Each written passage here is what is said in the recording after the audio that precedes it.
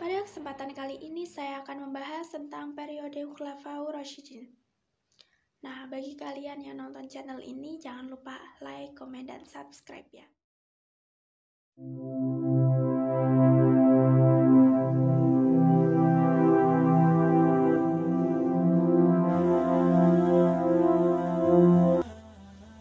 Setelah wafatnya Rasulullah SAW, terjadi perselisihan di antara para sahabat tentang siapa yang menjadi pemimpin selanjutnya pengganti Rasulullah SAW.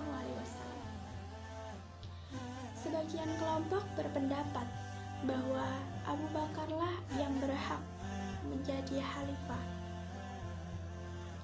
Kelompok yang lain berpendapat bahwa Ahlul Baitlah yang berhak mendapat atau menyandang kedudukan khalifah ialah Abdullah bin Abbas atau Ali bin Abi Thalib. Di balai pertemuan Bani Saidah di Madinah, kaum Ansor mencalonkan Sa'ad bin Ubaidah, pemuka Khazraj, sebagai pemimpin umat, sedangkan Muhajirin mendesak Abu Bakar sebagai calon mereka karena dipandang paling layak untuk menggantikan Nabi. Di pihak lain terdapat sekelompok orang yang mendekat yang menghendaki Ali bin Abi Thalib karena Nabi telah menunjuk secara terang-terangan sebagai penggantinya.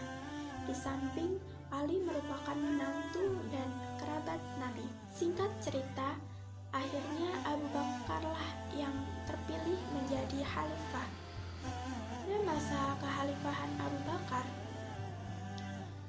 terjadi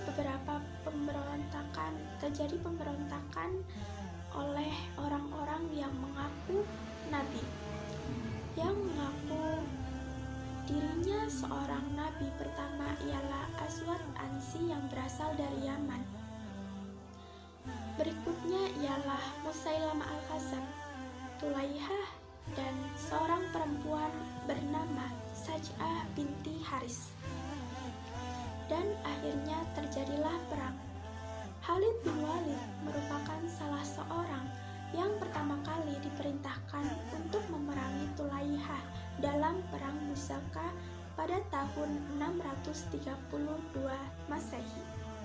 Peperangan pun dimenangkan oleh Khalid bin Walid. Tidak hanya perang Pusaka ini, Khalid bin Walid pun memenangkan pada perang Yamamah yang terjadi pada tahun 633 melawan Ikrimah dan Musailamah Al-Kadzab. Dalam perang Yamamah, Aswad Ansi dan Musailamah Al-Kadzab tewas dalam peperangan, sedangkan dua tokoh lainnya ialah Saj'ah dan Tulaihah selamat dan akhirnya kembali kepada ajaran Islam.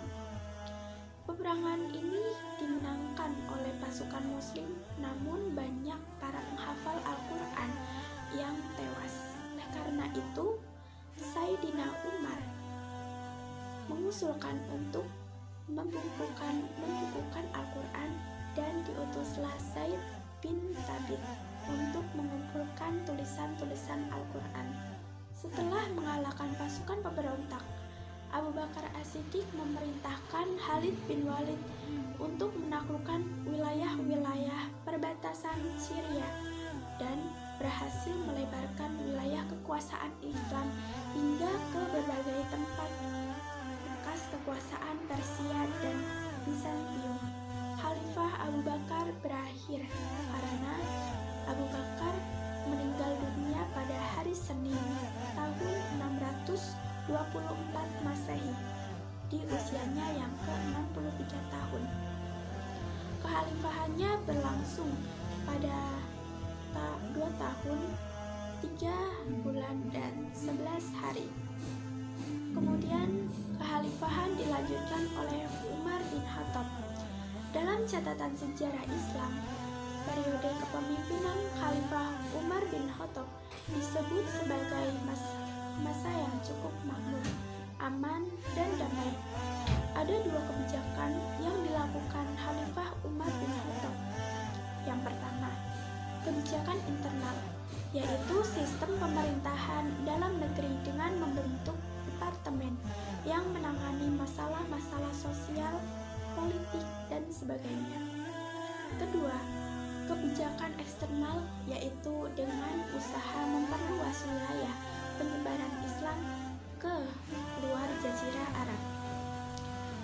masa pemerintahan Khalifah Umar juga mulai diterbitkan pembayaran gaji dan pajak.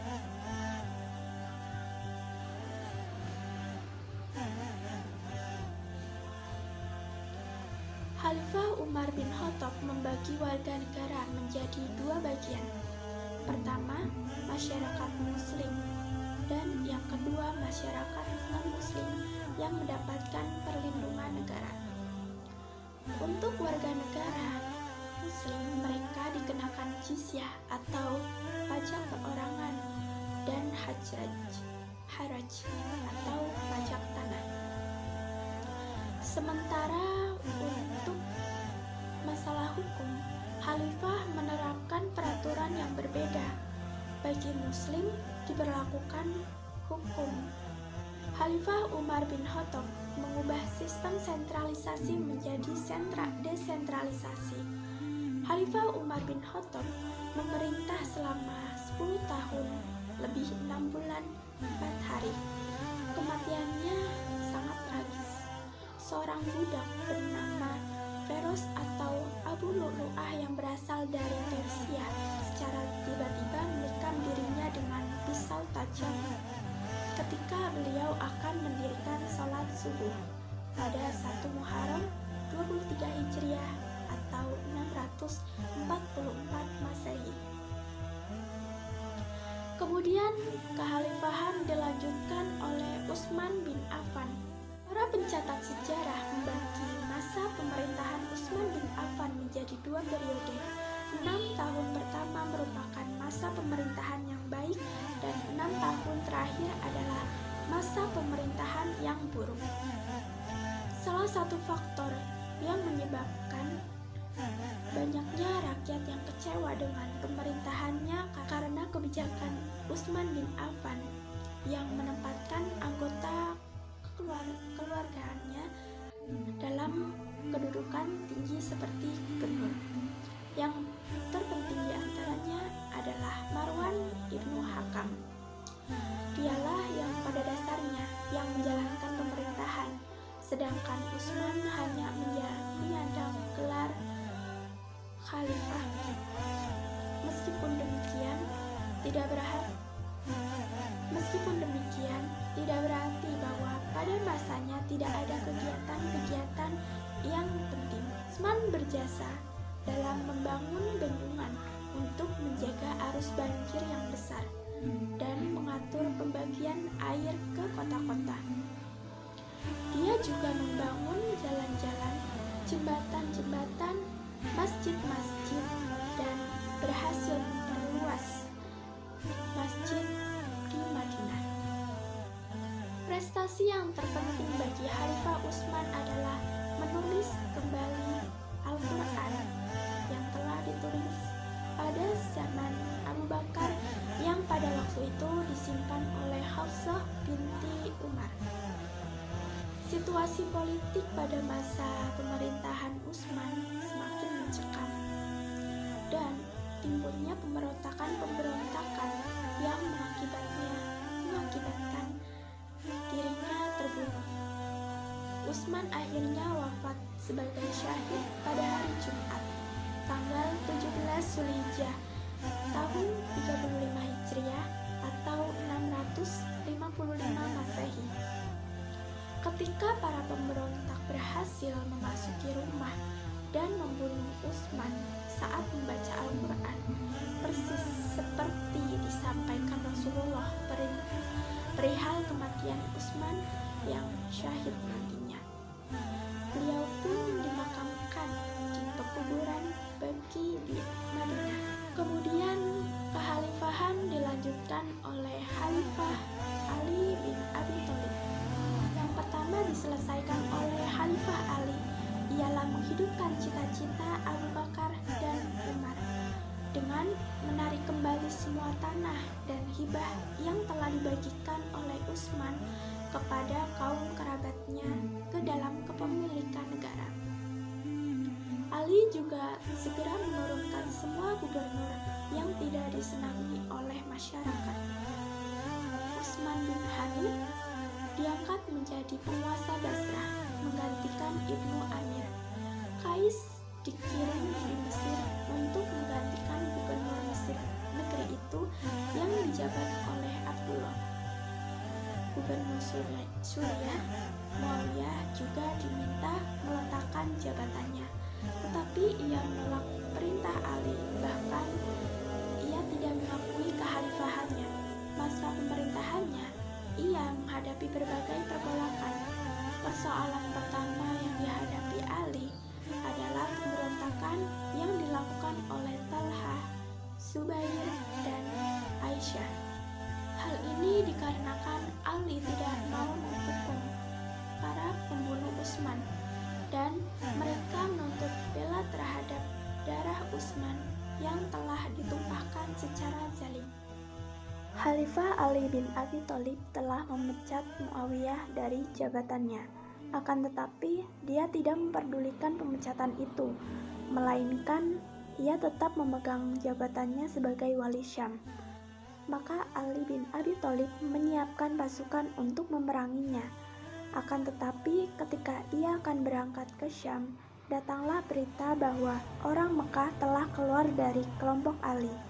Mereka dikepalai oleh Talha, Zubair, dan Aisyah.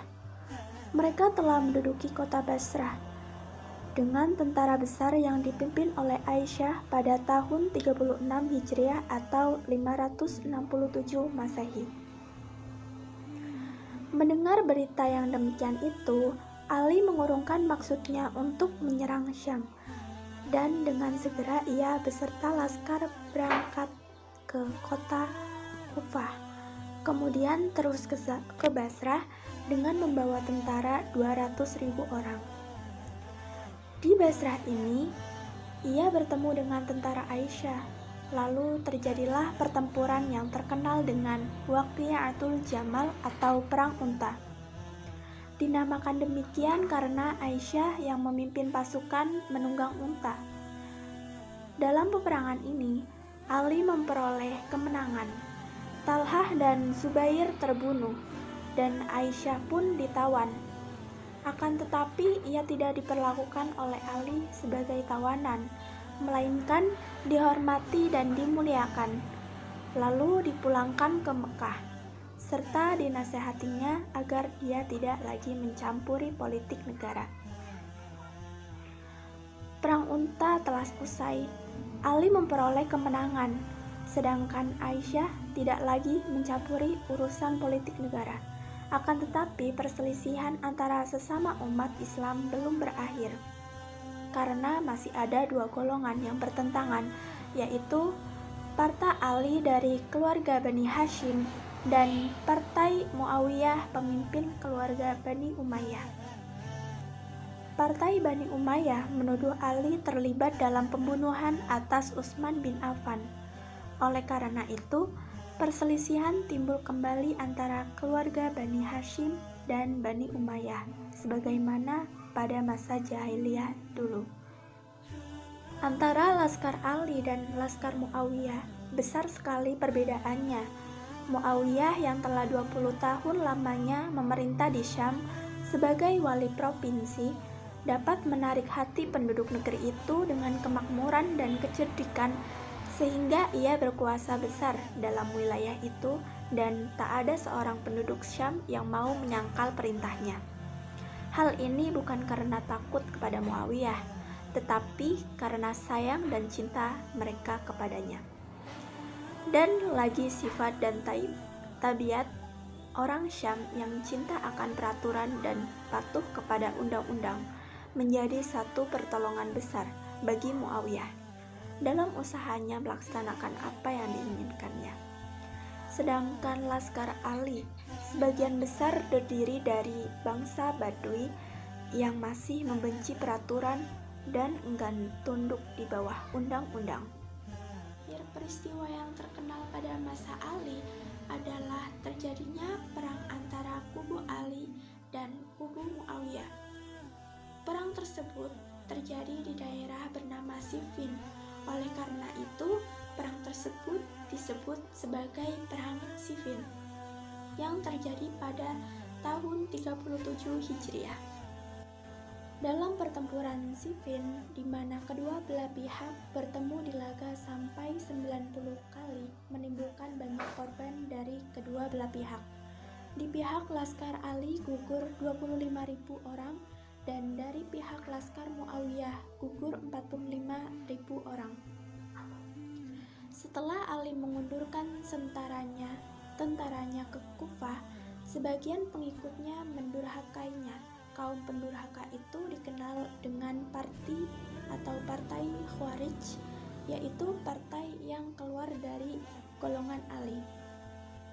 Sebab timbulnya pendurhakaan itu adalah karena mereka berpendapat bahwa Ali melakukan kesalahan besar tentang pemberhentian perang dan menerima tahkim, sedang ia hampir saja memperoleh kemenangan. Mereka mendesak Ali supaya meneruskan peperangan, tetapi Ali tidak mau melanggar janji yang telah dibuatnya dengan Muawiyah. Walaupun hal itu selalu tidak disetujuinya, oleh karena itu, kelompok ini mengadakan perlawanan dan membuat keributan dan kerusakan di mana-mana. Jumlah mereka kira-kira 12.000 orang. Kaum pendurhaka ini sebagian dapat ditindas oleh Ali dan yang sebagian yang lain melarikan diri. Dari mereka itulah timbul Partai Khawarij kemudian, yaitu golongan umat Islam yang keras, yang tak mau tunduk di bawah kekuasaan khalifah manapun. Semboyan mereka adalah kekuasaan hanyalah di tangan Tuhan. Kemudian setelah datangnya waktu tahkim, sesuai dengan perjanjian, para wali dari kedua belah pihak berkumpul di Dumatul Jandal. Utusan Ali berjumlah 100 orang dikepalai oleh Abu Musa al-Asy'ari, dan utusan Muawiyah banyaknya juga 100 orang dikepalai oleh Amr bin As. Sedang Muawiyah terdiri sendiri termasuk dalam jumlah 100 itu. Dengan tipu daya yang licik, Amr bin As dapat mengalahkan Abu Musa yang lurus hati itu dalam persidangan majelis tahkim. Amr bin As menerangkan kepada Abu Musa bahwa untuk menjadi dasar perundingan, maka Ali dan Muawiyah diturunkan dari pangkat khalifah. Sesudah itu, soal khalifah diserahkan kepada umat Islam dan kepada mereka diberikan kemerdekaan seluas-luasnya tentang siapa yang akan mereka pilih menjadi khalifah. Sekian dari saya. Wabillahi taufiq wal hidayah. Wassalamualaikum warahmatullahi wabarakatuh.